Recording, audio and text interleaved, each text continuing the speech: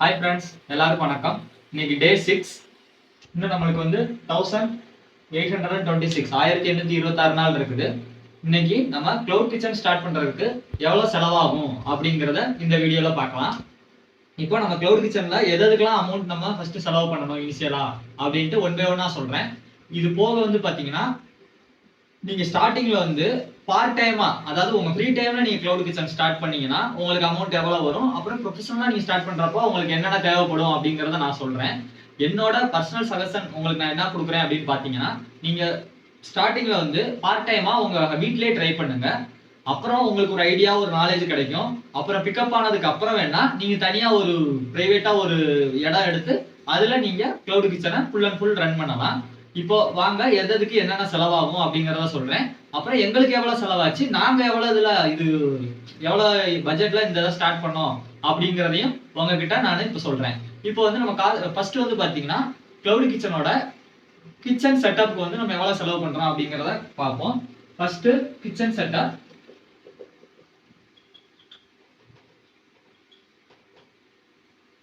இந்த kitchen setup அப்படிங்கிறது என்னன்னு பாத்தீங்கன்னா, நார்மலா நம்ம ஃபர்ஸ்ட் அடுப்பு அப்புறம் பாத்தீங்கன்னா, இப்ப நீங்க எக்ஸாம்பிள் நான் ஒன்னு சொல்றேன்.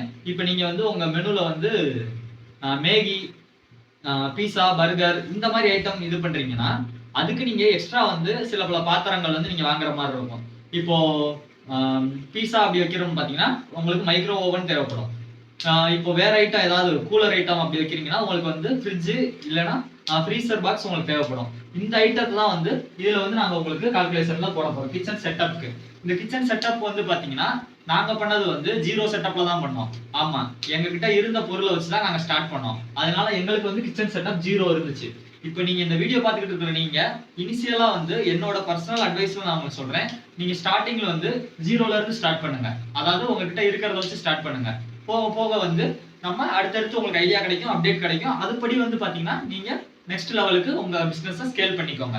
அப்போ இதுக்கு நாங்க அமௌண்ட் எவ்வளவுமே செலவு பண்ணல. இப்போ செகண்ட் பாத்தீங்கன்னா எக்யூப்மெண்ட் காஸ்ட். எக்யூப்மெண்ட் காஸ்ட்னா இப்போ என்னன்னு சொல்றேன்.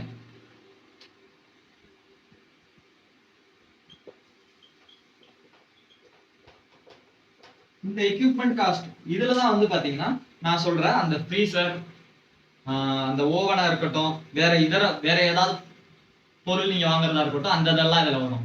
இதெல்லாம் மெயினா உங்களுக்கு சொல்றது என்னன்னா, இப்ப சிம்பிள் எக்ஸாம்பிள், நீங்க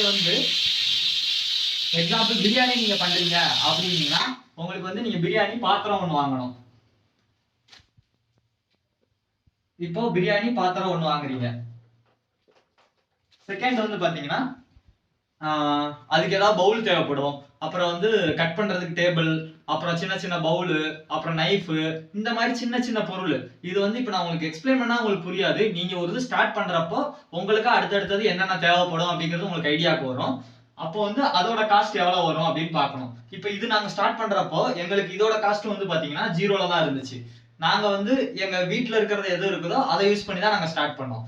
அப்போ உங்களுக்கு எக்யூப்மெண்ட் ஜீரோ காஸ்ட், செட்டப்பும் உங்களுக்கு ஜீரோ காஸ்ட்ல உங்களுக்கு ஆயிடுச்சு. நெக்ஸ்ட் பாத்தீங்கன்னா அடுப்பு அப்புறம் கேஸ். இதான் நம்மளுக்கு மெயினா இருக்குது. இது கூட வீடியோல ஒருத்தவங்க கேட்டிருந்தாங்க. இப்போ நம்ம கிளவுட் கிச்சன் ஸ்டார்ட் பண்றோம், நம்ம ப்ரொஃபஷனலா போறப்போ கமர்ஷியல் சிலிண்டர் யூஸ் பண்ணணுமா இல்ல நார்மல் சிலிண்டர் யூஸ் பண்ணணுமான்னு சொல்லிட்டு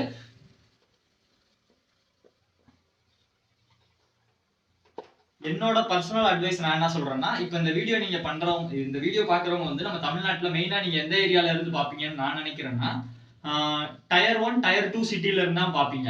அதாவது சென்னை, கோயம்புத்தூர், மதுரை, திருச்சி, நாகர்கோவில் இந்த மாதிரி ஏரியால இருந்து தான் பாப்பீங்க. அப்போ நீங்க தமிழ்நாட்டோட டாப் சிட்டில இருக்கீங்க. அந்த சிட்டில இருக்கிறப்போ என்னோட பர்சனல் அட்வைஸ் என்ன நான் சொல்றேன்னு பாத்தீங்கன்னா, நீங்க கமர்ஷியல் சிலிண்டர் யூஸ் பண்றதா உங்களுக்கு பெஸ்டா இருக்கும். ஏன் கமர்ஷியல் சிலிண்டர் யூஸ் பண்றது பெஸ்ட் அப்படின்னு நான் சொல்றேன்னா, உங்களுக்கு ஃபியூச்சர்ல உங்க கிளவுட் கிச்சன் ரன் ஆகிட்டு இருக்கிறப்போ கவர்மெண்ட் சைட்ல இருந்தோ இல்லைன்னா ஃபுட் டிபார்ட்மெண்ட்ல இருந்தோ உங்களுக்கு ஏதாவது செக்கிங் அந்த மாதிரி வர்றாங்கன்னு பாத்தீங்கன்னா உங்களுக்கு கமர்ஷியல் சிலிண்டரா இருக்கிறது பெஸ்ட்னு நான் சொல்லுவேன். ஏன்னா நம்ம ஃபுட் சேல் பண்றோம், ஒரு பிசினஸ் நம்ம ஸ்டார்ட் பண்ணிருக்கோம். இது கிளவுட் கிச்சனா இருந்தாலும் நம்ம பார்ட் டைமா ஒரு பிசினஸ் தான் ரன் பண்றோம். அப்போ நம்மளுக்கு கமர்ஷியல் இருக்கிறதா நம்மளுக்கு பெஸ்ட்னு நான் சொல்லுவேன். கமர்ஷியல் சிலிண்டர் தான் பெஸ்ட். ஸோ நாங்க வந்து இந்த கிளவுட் கிச்சன் வந்து பெங்களூர்ல இருந்து ரன் பண்றோம். எங்க கிச்சன்ல வந்து கமர்ஷியல் சிலிண்டர் தான் யூஸ் பண்றோம். நாங்க வந்து இப்போ கிளவுட் கிச்சன் இப்போ ஃபுல் டைம்ல ரன் ஆனதுல இருந்து பாத்தீங்கன்னா 2 டைம் தான் எடுத்திருக்கோம். நாங்க வந்து ஃபர்ஸ்ட் டைம் சிலிண்டர் எடுக்கிறப்போ இங்க பெங்களூர்ல வந்து ஓவரால் இந்தியாவில் வந்து சிலிண்டர் தட்டுப்பாடு இருந்துச்சு. அப்போ வந்து நாங்க கமர்ஷியல் சிலிண்டர் எவ்வளவு ரூபாய்க்கு பர்ச்சேஸ் பண்ணோம்னு பாத்தீங்கன்னா 5500க்கு பர்ச்சேஸ் பண்ணோம். இது ரொம்ப ஹை இந்த காஸ்ட். பட் எங்களுக்கு அந்த டைம்ல என்ன பண்றதுன்னு தெரியல. நெக்ஸ்ட் வந்து இப்போ நாங்க திரும்ப அடுத்த டைம் வந்து பர்ச்சேஸ் பண்ணோம். அந்த டைம் வந்து நாங்க பர்ச்சேஸ் பண்றப்ப அமௌண்ட் வந்து பாத்தீங்கன்னா 3500க்கு நாங்க பர்ச்சேஸ் பண்ணோம். இது உங்க ஏரியால வந்து நீங்க எந்த இடத்துல இருந்து பாக்குறீங்களோ உங்க லோக்கல்ல வந்து அந்த சிலிண்டரோட ரேட் எவ்வளவு இருக்குதோ அது plus or minus 500 to 1000 up and down ஆகலாம். இந்த வீடியோ வந்து நான் எடுக்கிறது ஆகஸ்ட் 16th 2026. இந்த வீடியோ எடுக்கிறப்ப இந்த டேட்ல நான் வாங்கியிருந்தேன். அதாவது 1 month முன்னாடி வந்து வாங்கியிருந்தேன். இது எதுக்கு நான் சொல்றேன்னா இந்த இதெல்லாம் நோட் பண்ணி வச்சுக்கோங்க. லாஸ்டா வந்து நான் ஓவரால் சம்மரியில எவ்வளவு காஸ்ட் ஆகுதுன்னு நான் உங்களுக்கு சொல்றேன். இப்போ நெக்ஸ்ட் இதுக்கு போயிடலாம். நெக்ஸ்ட் நாங்க என்னென்ன இதுக்கு செலவு பண்ணோம் அப்படின்னு சொல்லிட்டு நெக்ஸ்ட் வந்து பாத்தீங்கன்னா ரா மெட்டீரியல் காஸ்ட். இந்த ரா மெட்டீரியல் காஸ்ட்னா என்ன நான் சொல்லிடுறேன். ஒரு நிமிஷம் இருங்க. 4th one.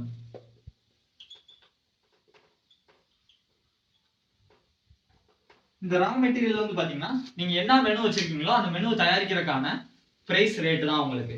இந்த பிரைஸ் ரேட்டுன்னு வந்து பாத்தீங்கன்னா இப்போ நான் எக்ஸாம்பிள் சொல்றேன். நீங்க ஒரு சவுத் இந்தியன் மீல்ஸ் சேல் பண்றீங்க. அப்படி சேல் பண்றீங்கன்னு பாத்தீங்கன்னா உங்களுக்கு என்னென்ன ரா மெட்டீரியல் தேவைப்படும் பாத்தீங்கன்னா நீங்க ஃபர்ஸ்ட் ரைஸ் வாங்கணும். ரைஸ் வாங்கினதுக்கு அப்புறம் ஏதோ ஒரு குழம்பு வைக்கிறீங்க, கிரேவி வைக்கிறீங்கன்னா அதுக்கு வந்து வெஜிடபிள்ஸ் வாங்கணும், மசாலா ஐட்டம் தேவைப்படும், அப்புறம் உங்களுக்கு வாட்டர் தேவைப்படும், plus salt, masala, chilli powder. இது நான் எதுக்கு டெப்தா சொல்றேன்னா இந்த மாதிரி ஐட்டம் தான் உங்களுக்கு ரா மெட்டீரியல்ல வரும். அப்ப நீங்க ஃபர்ஸ்ட் நீங்க மெனுவை டிசைட் பண்றப்பயே உங்களுக்கு ரா மெட்டீரியல் என்னென்ன வாங்கணும்னு உங்களுக்கு ஐடியா வந்துடும். இந்த ரா மெட்டீரியல் பாத்தீங்கன்னா நான் இனிஷியலா நான் உங்களுக்கு சஜஸ்ட் பண்றது என்னன்னா ஸ்டார்டிங்ல உங்க ரா மெட்டீரியல் காஸ்ட் வந்து 500 to 1000 குள்ளே வச்சுக்கோங்க. ஏன்னா இனிஷியல் செட்டப் தான் நான் சொல்றேன், ப்ரொஃபஷனல் செட்டப் நான் சொல்லல. இனிஷியல் செட்டப்னா நீங்க வீட்ல இருந்து ஸ்டார்ட் பண்றதுக்கு உங்க பட்ஜெட்டை வந்து ஜாஸ்தி எடுத்துட்டு போகாதீங்கன்னு நான் சொல்லுவேன். அதனாலதான் 500 to 1000 குள்ள மினிமம் அமௌண்ட்ல ஸ்டார்ட் பண்ணுங்க அப்படின்னு சொல்றேன். எங்களுக்கு வந்து இந்த ரா மெட்டீரியல் காஸ்ட் எவ்வளவு வந்துச்சுன்னு பாத்தீங்கன்னா நாங்க வந்து ஃபர்ஸ்ட் வந்து மேகி, ஃப்ரைட் ரைஸ் இந்த மாதிரி சைனீஸ் ஐட்டம் தான் போட்டோம். மேகி வந்து நாங்க ஒரு 150 rupees வாங்கினோம். அதாவது 15 ரூபா பாக்கெட் 12 பாக்கெட் வாங்கணும். பல்கா வாங்குறப்ப எங்களுக்கு 150 கிடைச்சிச்சு. சாரி 160க்கு கிடைச்சிச்சு. செகண்ட் வந்து ரைஸ் வந்து பாத்தீங்கன்னா நாங்க 2 kg வாங்கினோம். ரைஸ் வந்து நாங்க 70 rupeesக்கு ரைஸ் வாங்கணும். அப்போ 140 rupees ஆச்சு. செகண்ட் வந்து இந்த மசாலா ஐட்டம், உப்பு, பெப்பரு, எக் இதெல்லாம் சேர்த்து வந்து பாத்தீங்கன்னா அது ஒரு காஸ்ட் வந்து ஒரு 100 rupees ஆச்சு. நாங்க ஸ்டார்டிங்ல 10 எக் தான் வாங்கினோம்.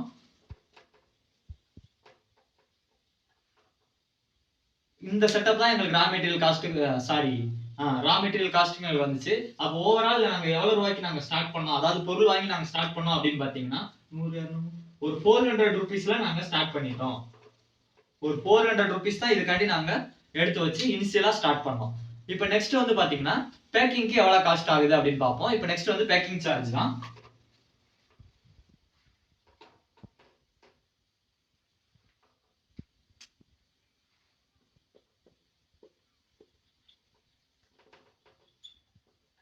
இந்த பேக்கிங் மெட்டீரியல்ல தான் நம்மளுக்கு கொஞ்சம் இம்சையா இருக்கும். அதாவது இம்சைன்னு சொல்றதை விட இப்போ நீங்க இந்த 400 ரூபாய்க்கு வாங்கி சேல் பண்றீங்கன்னா உங்களால மினிமம் வந்து ஒரு 7 to 10 பாக்ஸ், அதாவது 7 to 10 சேல்ஸ் உங்களால பண்ண முடியும். ஆனா நீங்க பேக்கிங்க்கு போய் நீங்க ஒரு 10 பாக்ஸ் வேணும், 15 பாக்ஸ் வேணும்னு உங்க லோக்கல் கடையில வந்து கேட்டீங்கன்னா அவங்க அந்த மாதிரி தர மாட்டாங்க.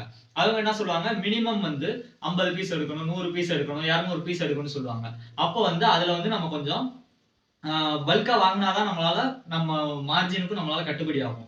இப்போ நாங்க வந்து இனிஷியலா என்ன பண்ணோம் பாத்தீங்கன்னா ஒரு 500 கிராம் கண்டெய்னர் வந்து வாங்கினோம். அந்த கண்டெய்னரோட காஸ்ட் வந்து பாத்தீங்கன்னா ஆவரேஜா வந்து 220 to 240 rupees இருந்துச்சு. 50 பீஸ் இருக்கிறது, 50 பீஸ் இருக்கிற கண்டெய்னர். அப்ப நம்மளுக்கு ஆவரேஜா வந்து பாத்தீங்கன்னா 4 ரூபா 20 பைசால இருந்து 4 ரூபா 40 பைசா விழுந்துச்சு. ஒரு நிமிஷம் இருங்க, அதையும் சொல்லிடுறேன். நான் உங்களுக்கு ஏன் இந்த பைசா அளவுல உங்களுக்கு இன்டெப்தா சொல்றேன் அப்படின்னு பாத்தீங்கன்னா இந்த இதெல்லாம் வந்து நமக்கு அடிஷனல் சார்ஜ் தான். அடிஷனல் சார்ஜ்னா நம்ம பேக்கிங் மெட்டீரியலுக்கு நம்ம காஸ்ட்லாம் எதுவும் கஸ்டமர்கிட்ட வந்து சார்ஜ் பண்ண மாட்டோம். அது ஆனா நம்ம பண்ணிக்கலாம். நான் வேணான்னு சொல்றேன். இது எதுக்கு அப்படின்னு சொல்லிட்டு நான் அப்கமிங் வீடியோல உங்களுக்கு சொல்றேன். இப்போ இதுக்கு வந்து நம்மளுக்கு 4.2 rupees நம்மளுக்கு செலவாகும். இது செலவானதுக்கு அப்புறம் வந்து பாத்தீங்கன்னா பேக்கிங் கவர், அது கவர் என்னன்னு பாத்தீங்கன்னா நம்ம பிரவுன் கவர் யூஸ் பண்றோம், அதாவது கஸ்டமர் வச்சு கொடுக்குற பிரவுன் கவர். இந்த பிரவுன் கவர் கிலோ கணக்குல தான் நம்ம வாங்குவோம். கிலோ வந்து பாத்தீங்கன்னா 55 to 65 ருபீஸ்ல இப்போதைக்கு போய்கிட்டு இருக்கு மார்க்கெட்ல.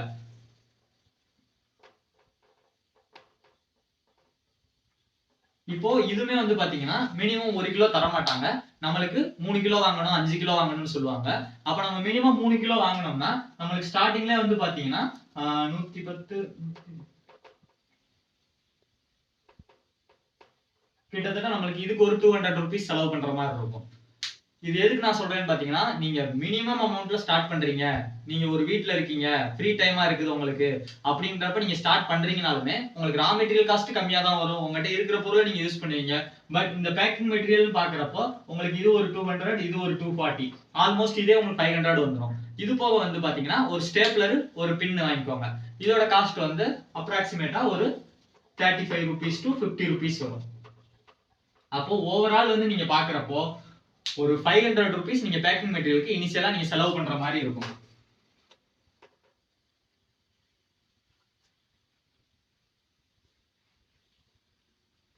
செகண்ட், லைசென்ஸ்க்கு அமௌண்ட் எவ்வளவு ஆகுதுன்னு பார்ப்போம்.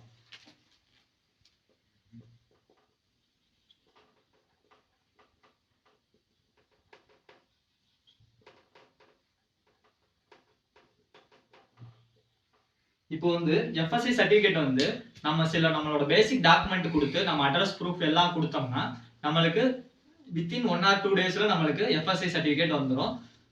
இப்போ பிரசன்ட் மூமெண்ட் வந்து பாத்தீங்கன்னா இந்த எஃப்எஸ்ஐ சர்டிபிகேட் வந்து நம்ம அவுட் சைடு கொடுத்து நம்ம வாங்கினோம்னா மினிமம் 1500 ருபீஸ் சார்ஜ் பண்ணிக்கிட்டு இருக்காங்க. அப்புறம் வந்து ஜிஎஸ்டி வந்து நீங்க ஸ்டார்டிங்ல வந்து என்னோட அட்வைஸ் என்னன்னா, நீங்க ஃபர்ஸ்ட் வந்து ஜிஎஸ்டி எடுக்க வேணாம், எடுக்காமே வந்து நம்ம ஆன்போர்டிங் பண்ணிக்கலாம், ஜொமேட்டோ ஸ்விக்கில நம்ம ஆன்போர்டிங் பண்ணிக்கலாம். அதனால நான் ஜிஎஸ்டி வேணாம்னு சொல்றேன். உங்களுக்கு நீங்க ஸ்டார்ட் பண்ணி கொஞ்ச நாள் ரன் ஆனதுக்கு அப்புறம் நீங்க நெக்ஸ்ட் மூவ் பண்றப்போ நீங்க ஜிஎஸ்டி எடுக்கிறது பெட்டர்னு நான் சொல்லுவேன். அதனால வந்து ஜிஎஸ்டி காஸ்ட் இப்ப நான் உங்களுக்கு 0 தான் போடுறேன். இப்போ நாங்க இதுக்கு எவ்வளவு செலவு பண்ணோம் அப்படின்னு உங்களுக்கு சொல்றேன். இந்த எஃப்எஸ்ஐ சர்டிபிகேட் வந்து பாத்தீங்கன்னா ஆன்லைன்ல வந்து நானே என்னோட டாக்குமெண்ட்லாம் கொடுத்து என்னோட அட்ரஸ் ப்ரூஃப்லாம் கொடுத்து நானே எடுத்துக்கிட்டேன். இதோட சார்ஜ் வந்து எனக்கு எவ்வளவு ஆச்சுன்னு பாத்தீங்கன்னா 0. ஆமா, இந்த இதுக்கு வந்து நான் 1 ரூபா கூட செலவு பண்ணல. பட் 1 இயருக்கு வந்து நம்ம சர்டிபிகேட்டுக்கு வந்து நம்ம வேலிடிட்டி வந்து நம்ம 1 இயர் தான் எடுத்திருந்தோம். அந்த 1 இயருக்கு நம்ம எவ்வளவு கொடுக்கணும் அப்படின்னு பாத்தீங்கன்னா ஜஸ்ட் வந்து 100 ருபீஸ். நல்லா புரிஞ்சுக்கோங்க, எஃப்எஸ்ஐ சர்டிபிகேட் எடுக்கிறதுக்கு இப்ப 1500 சார்ஜ் பண்றாங்க. ஆனா நம்ம 0 ருபீஸ்ல எடுத்தோம். ஜஸ்ட் அந்த 1 இயருக்கு நம்ம வேலிடிட்டி இருக்கிறதுனால அதுக்கு மட்டும் நம்ம 100 ருபீஸ் செலவு பண்ணோம். அப்ப நம்ம லைசன்ஸ் காஸ்ட் வந்து 100 ருபீஸ் தான். நெக்ஸ்ட் வந்து எல்லாத்துக்கும் இருக்கிற டவுட், இந்த ஸ்விக்கி ஜொமேட்டோ நம்ம லிஸ்ட் பண்றப்போ அவங்களுக்கு அந்த பிளாட்ஃபார்முக்கு நம்ம ஏதாவது காஸ்ட் பே பண்ணணுமா அப்படின்னு சொல்லிட்டு, இதுக்கு வந்து நான் வந்து என்ன சொல்லுவேன்னா ஆமான்னு தான் சொல்லுவேன். அது வந்து பாத்தீங்கன்னா பிளாட்ஃபார்ம் சார்ஜ்.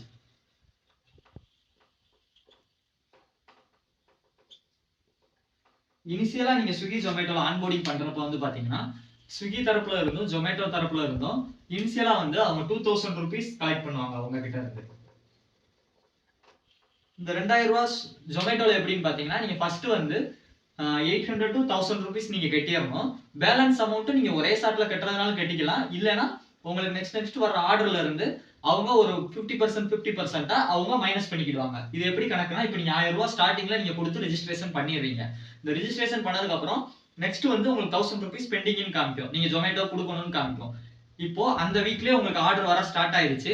உங்களோட மந்த்லி பே அவுட் இப்போ எக்ஸாம்பிள் ஒரு 2000 ருபீஸ் ஃபர்ஸ்ட் வீக் உங்களுக்கு ரிசீவ் ஆகுது அப்படின்னு பாத்தீங்கன்னா அந்த 2000ல 50% வந்து அவங்க கட் பண்ணிடுவாங்க. அதாவது 50%னா 1000 கட் பண்ணிடுவாங்க. பேலன்ஸ் வந்து 1000 உங்க அக்கௌண்ட்ல கிரெடிட் ஆயிடும். அப்போ உங்களோட ஃபீஸ் சார்ஜ் வந்து இதுல வந்து க்ளோஸ் ஆயிடும். இது ஜொமேட்டோ பொறுத்தவரை பாத்தீங்கன்னா இந்த ஜொமேட்டோல இருந்தே வந்து அவங்க பேக்கிங் மெட்டீரியல் டேப் எல்லாமே அவங்களே கொடுத்துருவாங்க. இந்த ஜொமேட்டோலே பாத்தீங்கன்னா பேக்கிங் மெட்டீரியலுக்கு அந்த ஜொமேட்டோ ரெட் கலர் டேப் வரும் பாத்தீங்களா, இந்த டேப் எல்லாம் அவங்களே அந்த காஸ்ட்டுக்கு கொடுத்துருவாங்க. இப்போ நெக்ஸ்ட் வந்து ஸ்விக்கிக்கு நான் சொல்றேன். இந்த ஸ்விக்கிக்கு வந்து பாத்தீங்கன்னா இப்போ நாங்க ரீசெண்டா பே பண்ணது வந்து பாத்தீங்கன்னா 1800 சம்திங், ஓவரால் 1900 ருபீஸ். 1900 ருபீஸ். ஸ்விக்கியும் ஜொமேட்டோ ஸ்விக்கி ஆக்சுவலா சேம் தான். இதே மாதிரி 2000 ருபீஸ் கட்டணும் நம்ம. 1900 ஸ்டார்டிங்ல 700 800 கட்டிட்டு பேலன்ஸ் அமௌண்ட் நம்ம அந்த பே அவுட்லயே அவங்க வந்து மைனஸ் பண்ணி கொடுத்துக்கிடுவாங்க நம்மளுக்கு. இது வந்து நீங்க உள்ள போய் லாகின் பண்ணி உங்க ஐடி ஆக்டிவேட் ஆனோடனே உங்களுக்கு அந்த டேஷ்போர்ட்ல உங்களோட டேஷ்போர்ட்ல எல்லாமே கிளியரா இருக்கும். இப்போ நான் எக்ஸ்பிளைன் பண்றப்ப நீங்க கான்செப்ட் மட்டும் புரிஞ்சுக்கோங்க. அப்ப இனிஷியலா வந்து பாத்தீங்கன்னா ஸ்விக்கிக்கு நம்ம ஒரு 1000 ரூபாய் எடுக்கணும், ஜொமேட்டோக்கு ஒரு 1000 ரூபாய் எடுக்கணும். அப்போ டோட்டல் வந்து பாத்தீங்கன்னா இது அப்ராக்சிமேட்டா ஒரு 2000 ரூபாய் 2000 rupees வரும். சோ இதான் நம்ம ஸ்டார்டிங்கா இனிஷியல்ல நம்ம கெட்ட போற காஸ்ட். இப்போ அது எவ்வளவுன்னு சொல்லிட்டு நான் உங்களுக்கு டீடைலா சொல்லிடுறேன்.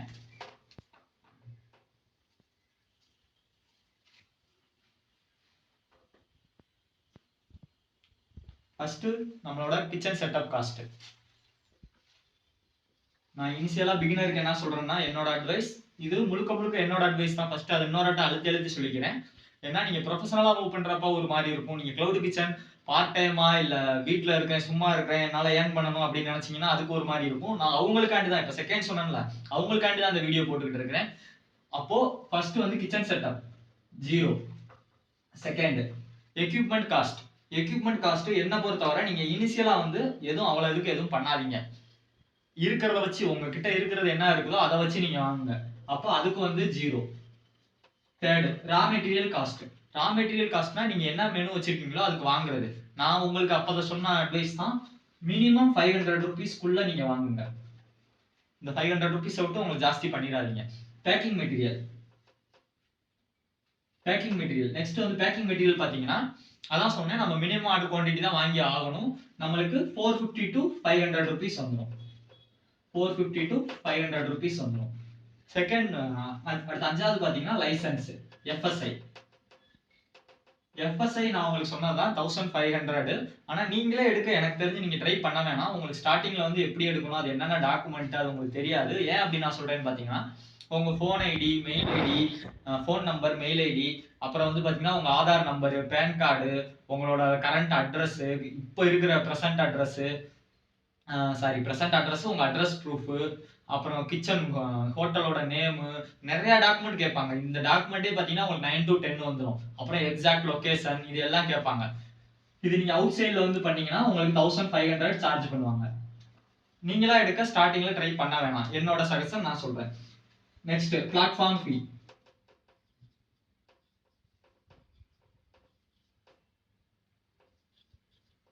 ஸ்விக்கி ஜொமேட்டோ சேர்த்து வந்து பாத்தீங்கன்னா 2000. இப்போ நான் இதுல என்னென்னு சொல்லிடுறேன். கிச்சன் செட்டப்,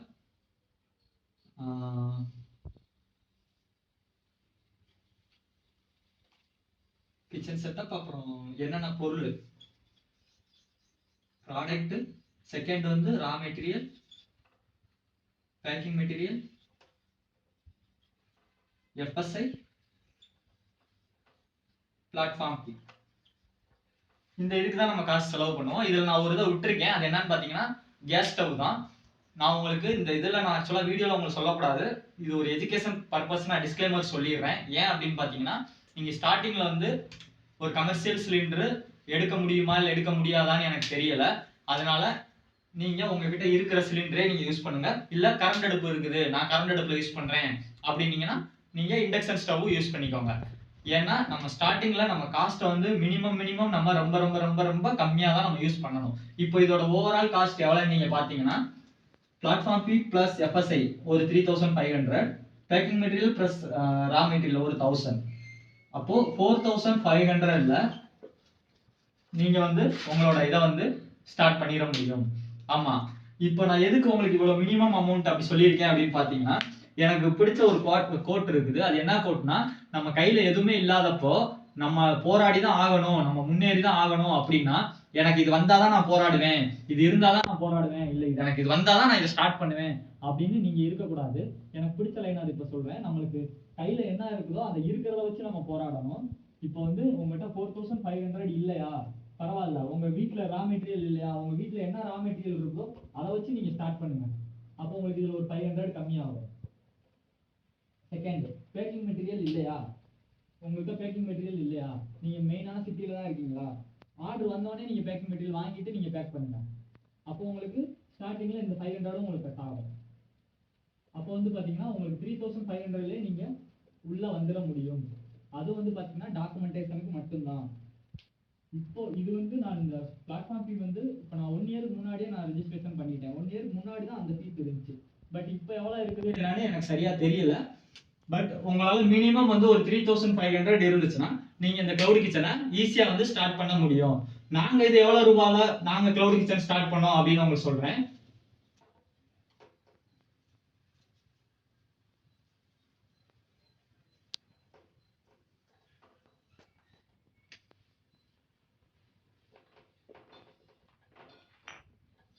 நாங்க வந்து இந்த 3500 ருபீஸ் எல்லாம் கிளவுட் கிச்சன் ஸ்டார்ட் பண்ணோம். பட் அது எப்படின்னு சொல்லிடுறேன். நான் வந்து ஜொமேட்டோல வந்து ஃபர்ஸ்ட் ஸ்விக்கியில வந்து ஃபர்ஸ்ட் வந்து ஃபுல் அமௌண்ட் நான் பே பண்ணிட்டேன் 2000 ருபீஸ். அப்புறம் வந்து பாத்தீங்கன்னா எஃப்எஸ்ஐ சர்டிஃபிகேட் நாங்களா தான் எடுத்தோம். வெறும் 100 ருபீஸ்ல நாங்க முடிச்சிட்டோம் 1 இயருக்கு. பேலன்ஸ் வந்து 1400. நான் அதுல நிறைய லூஸ் பண்ணேன்னா அதை கத்துக்கிறதுக்கு இது போட்டா ஓடுமா அது போட்டா ஓடுமா நம்ம கிட்ட என்ன இருக்குது. ஏன்னா நான் ஃபர்ஸ்ட் வந்து கிளவுட் கிச்சன்ல பானிபூரி மட்டும் தான் போட்டிருந்தேன். நானும் வேலைக்கு போயிருவேன், தம்பியும் பானிபூரி சேலுக்கு போயிடுவான். போயிட்டு வந்ததுக்கு அப்புறம் எங்களுக்கு நைட்டு 10 மணிக்கு மேலதான் ஃப்ரீ இருக்கும். நாங்க 10 மணில இருந்து காலையில 5 மணி வரை 8 மணி வரை நாங்க கிளவுட் கிச்சன் ஆன் பண்ணி வைப்போம். அப்போ வந்து பாத்தீங்கன்னா ஒரு ஆர்டர் வரும், இல்ல 2 ஆர்டர் வரும், இல்ல அதுவும் 0 ஆகும். அப்போ எங்களுக்கு அந்த பொருள்லாம் கொஞ்சம் கொஞ்சம் வேஸ்ட் ஆகும். இந்த மாதிரி நாங்க கணக்கு வச்சுதான் அந்த 3500 சொல்றேன். இல்லைன்னா அதுவும் கிடையாது. ஜஸ்ட் நீங்க பிளாட்ஃபார்ம் ஃபீஸ் மட்டும் கொடுத்து நீங்க ஆன்போர்டு பண்ணலாம். பிளஸ் நீங்க எஃப்எஸ்ஐ சர்டிபிகேட்டோட. அப்போ நான் ஓவரால் கன்க்ளூஷன் என்ன சொல்ல வரேன் அப்படின்னு பாத்தீங்கன்னா, நீங்க ஒரு 3000 to 5000 இருந்துச்சுன்னா நீங்க இந்த கிளவுட் கிச்சனை நீங்களும் வீட்டுல இருந்து ஸ்டார்ட் பண்ண முடியும். இப்போ நெக்ஸ்ட் வந்து அடுத்த வீடியோல மெனு கார்டு எப்படி நீங்க இது பண்றீங்க, மெனு எப்படி செலக்ட் பண்றீங்க, அப்புறம் நீங்க இதுல ஆன்போர்ட் பண்றதுக்கு என்னென்ன ப்ரொசீஜர் இருக்குது, எப்படி ஸ்டெப் பை ஸ்டெப்பா போகணும், இந்த இதெல்லாம் வந்து நெக்ஸ்ட் வீடியோல நம்ம பார்க்கலாம். அவ்வளவுதான், வீடியோ முடிஞ்சுச்சு. பாய்.